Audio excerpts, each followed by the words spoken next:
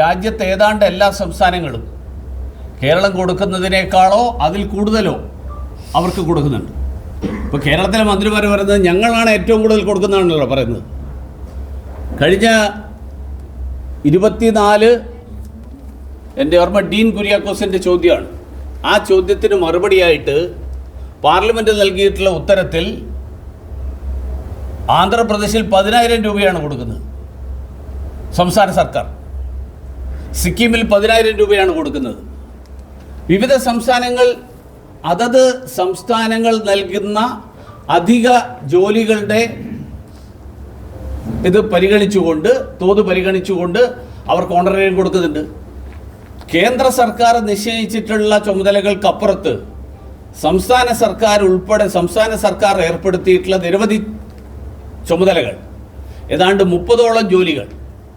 ആ 30ഓളം ജോലികൾ സംസ്ഥാനത്തെ ആശാവർക്കർമാർ ചെയ്യുമ്പോൾ അതനുസരിച്ചിട്ടുള്ള ഇൻസെൻറ്റീവ് അവർക്ക് കൊടുക്കണം.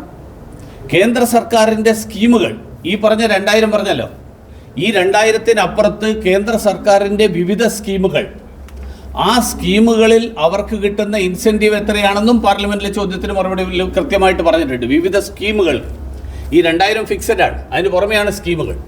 ഇപ്പോൾ കേരള സർക്കാരിൻ്റെ വിവിധ പദ്ധതികൾ, വിവിധ ചുമതലകൾ, ആ ചുമതലകൾ നിറവേറ്റുന്നതിനനുസരിച്ചിട്ട് അവർക്ക് അർഹമായിട്ടുള്ള പ്രതിഫലം അല്ലെങ്കിൽ ഓണറേറിയം കൊടുക്കാനുള്ള ഉത്തരവാദിത്വം സംസ്ഥാന സർക്കാരിൻ്റെതാണ്.